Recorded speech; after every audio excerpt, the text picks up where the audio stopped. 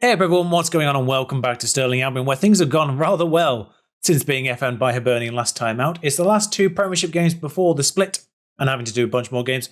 There is a Hearts quarter-final in between all that. Again, I'll probably do a similar thing where I don't really focus on it too much, but it may at the very least bring you the action from that this time around. Because of course, it is two games, there's no one to get you caught up on. That's a lie, there's one person to get you caught up on. But it's not the end of the season, so there's not really anything talky-wise to go talk about afterwards. So because the deadline's moved, I can do this extra sort of episode now, which is quite nice. Now this would look a little bit... And by the way, to anyone concerned about the fact I've won 7 games in a row, do bear in mind these are the 6 of the bottom 7. And Hibernian, who are 7th. This time, not FM'd. Did take 85 minutes though, didn't it? Yes. But yeah, beating this lot down here... St Johnstone, by the way. Poor St Johnstone. Poor St Johnstone. They were the ones we smashed 7-2 in the first half. They had, yes, 12-2 aggregate. Not gone well for them against us this year. But yeah, they are 7 of the bottom 8, essentially, those teams there. So, unsurprising. Duda leading all this jazz. No one else really here. Ted Smith just sneaking into the bottom of the clean sheets behind Celtic and St Mirren's goalkeeper. That's interesting. Where's Rangers? 4th. Getting on a bit now, Marchison, though, I suppose. That's not how you pronounce his name. But you can see the table there. It's kind of... Now that we've played the bottom 7 again, pretty much, it's equalised out to us being the second best team behind St Mirren and the top 2. That was a weird way of phrasing that. What I was trying to say was we were second before Celtic and Rangers did all their catch-up matches, and we're essentially back in that position again now, with Celtic and Rangers finishing their games. So not a lot has changed, just the fact that it's actually St Mirren and Hearts that have swapped over around us and behind us. That was, in part, helped by St Mirren beating Hearts. That was a key result for where we are right now. Hearts do have a game in hand. They can equal our points, but they probably will be behind on goal difference. Nice little tussle here, though. 50, 47, and possibly 47 for Hearts as well. Of course, when things go into a split, we all have to play each other twice again. Anyway, and I did say there was one person I need to get caught up on. Yeah, I loaned Jorge, I'm presuming Jorge Cuenca. I'm paying his wages. I'm paying £16,000 a week for Barcelona centre-back Jorge Cuenca. You can see why. Basically, I figured Dominguez is getting slower by the day. It might be nice to have someone alongside him. Because Cardoso was injured for a little bit, but I figured it'd be a nice idea to have someone alongside Cardoso who can run for the rest of the year. Because I don't know how far Dominguez might drop before the end of this year. He's on par with the other defenders when you stick it into ball-playing mode. He's on par with the other defenders. With Ross Graham and Suter, who's been on Australian duty for about 3 months. That was part of the reason as well. But yeah, leading player for the Ladbrokes Premiership. Right. I hadn't actually looked at this. Before I started recording here and after I signed Cuenca. I've pronounced that 3 different ways already. I didn't know Leyes was there. I didn't know Duda was there. Feel slightly less bad about loaning Duda over Rogerio Francisco now that Duda's nicked his place in the Media Dream 11. That's nice. That's very nice. Leyes, by the way, same thing happened. Exactly the same thing happened as it did in the summer. And it's incredibly irritating. Our deadline day came and went. 1 day later, everyone else still has a deadline day. Everyone else can still make transfers. PSG came back in. 9 million their offer went up to. But no, I can't let him go because I wouldn't have a left back.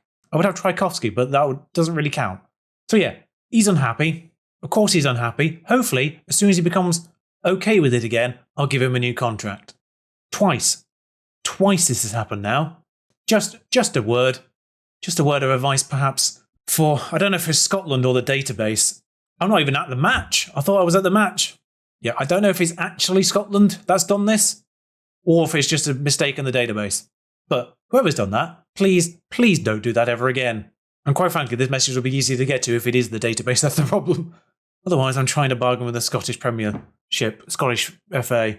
Please align your transfer deadline days with the rest of the continent.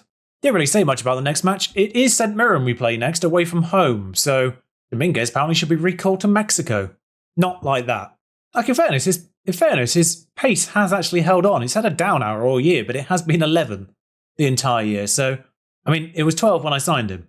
But it very quickly went to 11 and has stayed there ever since. But I've still got 3-4 months. I figured we're definitely in the top half. We could do with a defender, like a really, really good defender, to help us fight these teams in the top half once the split happens. So yeah, Leah's unhappy. Of course he is. Priced out of the move. I said I wanted 20 million. And that was a negotiation on my part.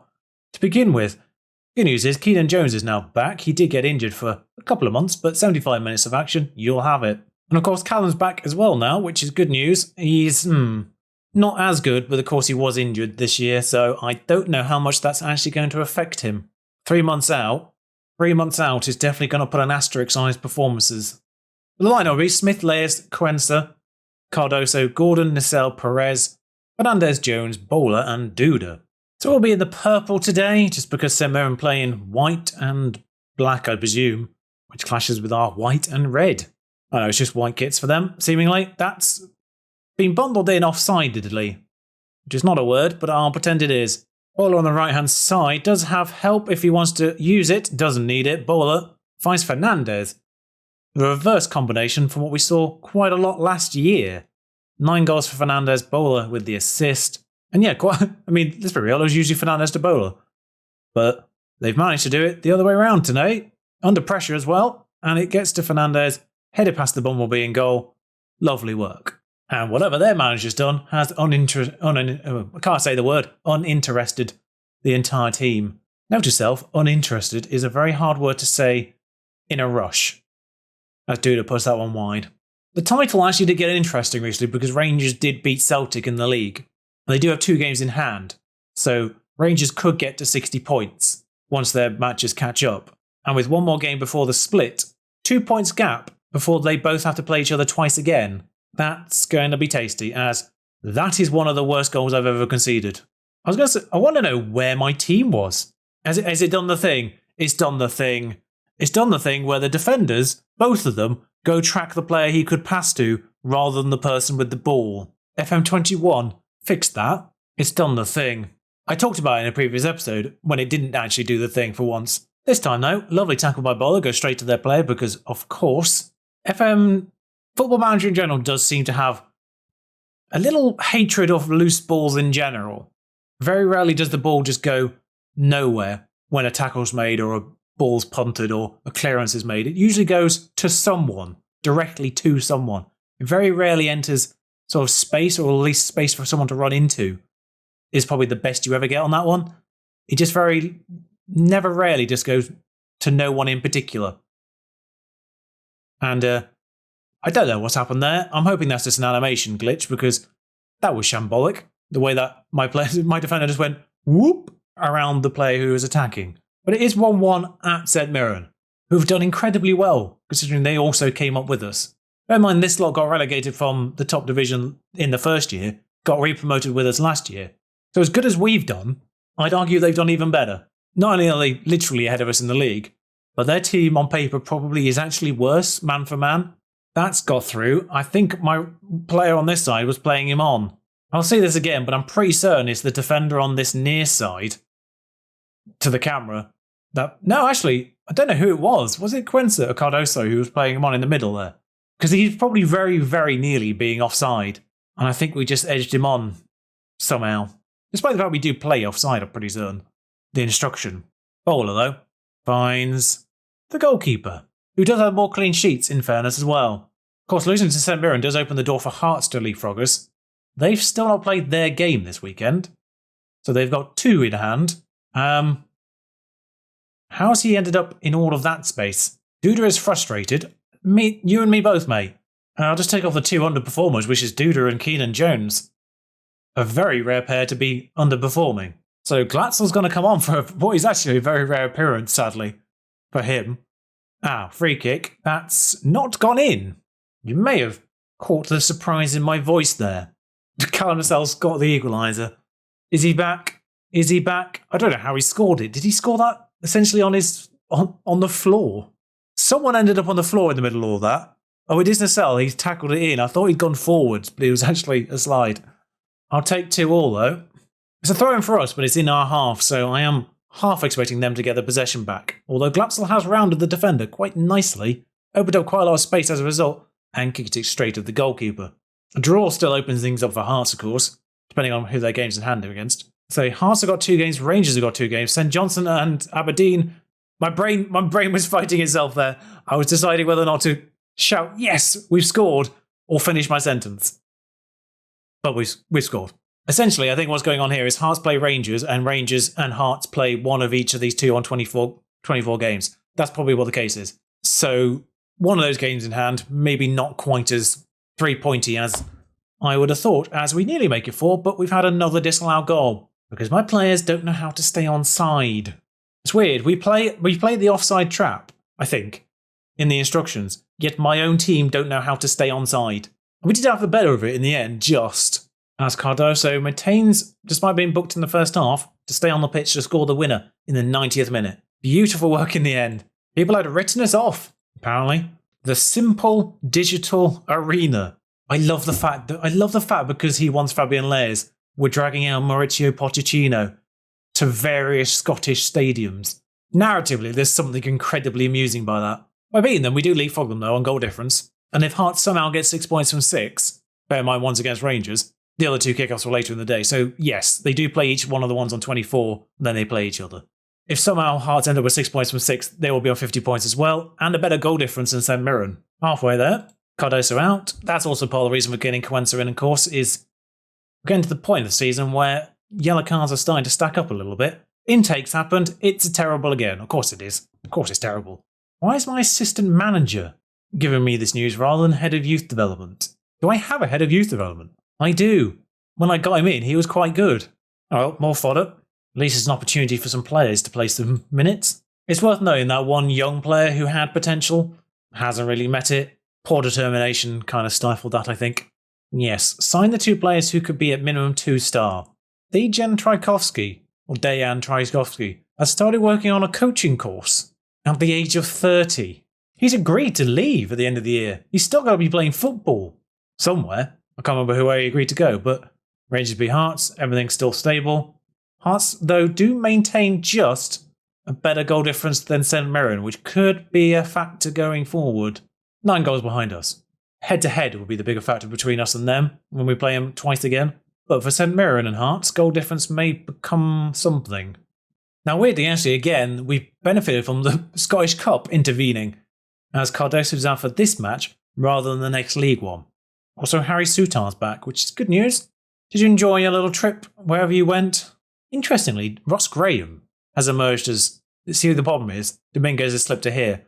Ross Graham has emerged as the 3rd best option. Now, likewise, we've benefited from the Cup, meaning Cardoso's suspension is here. Awful lot of people on yellow card warnings. And with that in mind, I'm going to play Lewis rather than Gordon as well. Any key moments, I'll let you know. I'm not going to focus on it too much. It's 1-0 after 1 minute 40. Cuenca scored from a free kick eventually, essentially, is how this has happened. It's not a free kick, it's a throw-in. For some reason, I thought it was a free kick. But Jones has it wide. Fernandez finds Cuenca. Somehow the ball isn't intercepted and he goes in the back of the net. Nice and simple, straightforward. You love to see it. They've equalised irritatingly quickly, as we end up somewhat outnumbered, although by the time it gets in the goal, it's not really due to being outnumbered. It's just a lack of closing down, really. Callum scored again. Well, a lovely little bit of this one, by the way. It was the text at the bottom. It says the fans rushed to the front of the stadium to congratulate him. They love him as much as I do. Sorry, a Longstaff has scored for Celtic, and now I want to know which one it is. As Ellis Chapman, Lincoln man, has scored for Hearts. I must see how he's ended up at Hearts, because I remember him being sort of a vaguely decentish prospect for Lincoln. Not like ever going anywhere, but could have become one of their top players in previous FMs and FIFAs. And straight up contracted. Yeah, they bought him 525k. You can see what I mean, though. Didn't really perform too well, but clearly starting for Lincoln. And it's Matty that's come to Celtic. An interesting double whammy of teams I support there, Lincoln and Newcastle.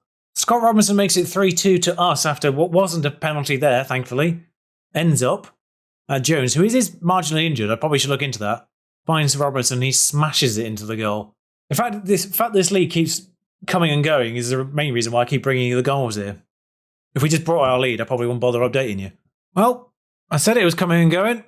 Ibarra ends up scoring here. I'm not fully certain how... Oh dear. Oh dear. I'll be honest, my attention went once he caught the ball. I didn't quite see how he ended up in the back of the net. Oh dear me. Corner though. Unlucky. This will go to penalties on the 90.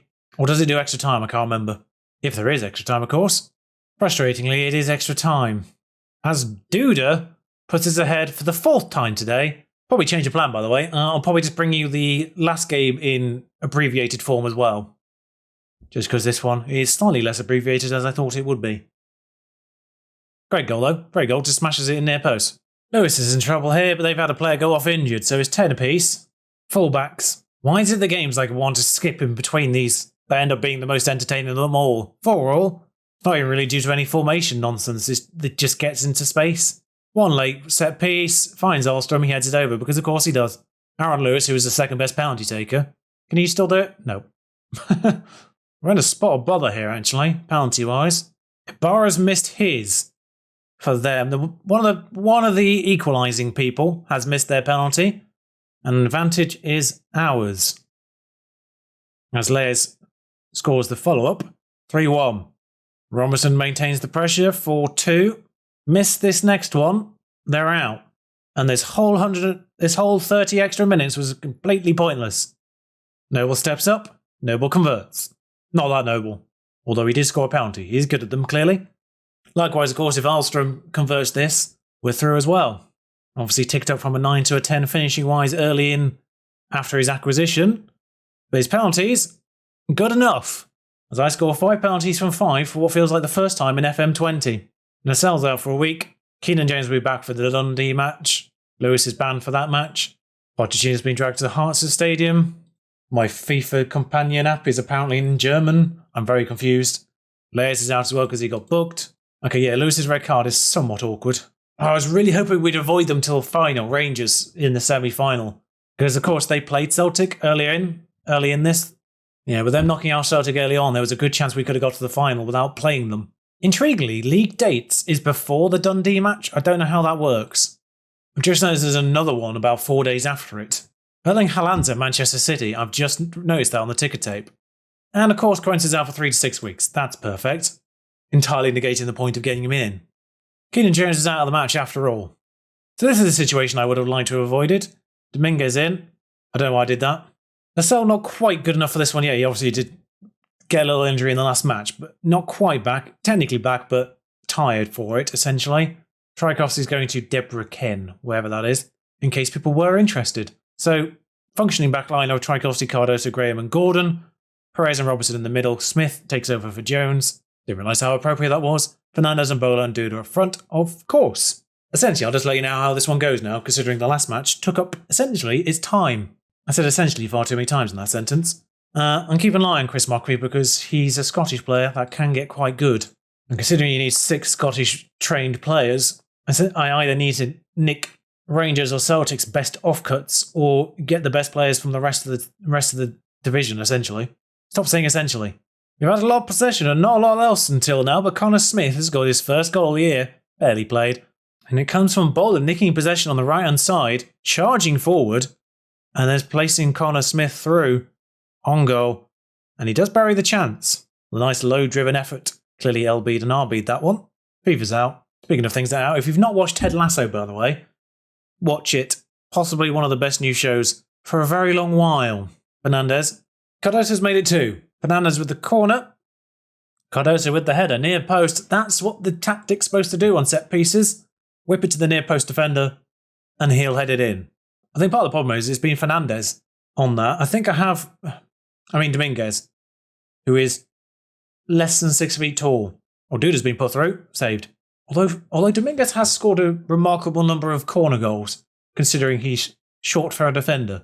He's my height, but he's short for a defender. I do notice as we break here, again, Duda being put through once more, and also not scoring once more, the Hearts appear to be currently fluffing their game. It's a draw, I think. Yeah, Kilmarnock. So Mirren doing the business against their opponent. Hearts have scored. The three-way fight's still on. Glasgow's getting another chance, as is Alstrom. Fernandez hasn't played terribly, but I just want to get Alstrom some minutes, frankly. As this game whittles away now. Stays 2-0, ends 2-0, and 3 points on the board. Good win away from home. And despite Aberdeen's best efforts at the very end of things, they end up 4 points behind 7th and in the bottom half of all this. So Mirren 3-0 Dundee in the process. So it's very interesting top 2. Rangers did indeed close the gap to 2 points, with 2 games to play against each other in the rest of this season now. That's going to be fascinating. Two teams on 40 points, significant portion behind us on 53, 53 and 50 respectively. The European spot for 5th has already appeared, which is curious. And now the games are on our schedule once more. We end with a doubleheader at home against Rangers and Hearts. We have played Rangers 2 weeks before that. I wonder if the first Rangers game got shoved to one side by the Rangers Scottish Cup semi-final. Because it's weird that both of their fixtures against them are in the same half of all this. Then again, we've got to do St Mirren twice early on, and Dundee twice in the second half of these fixtures too. So a little bit curious the ordering of these, but I'll bring you back towards the end of all that. I'll probably record the Rangers semi-final, but it probably won't feature in the episode unless we win it, of course. And its final pops in later on. So I'll see you for the end of the year. Rangers Hearts. Until then, ta-ra.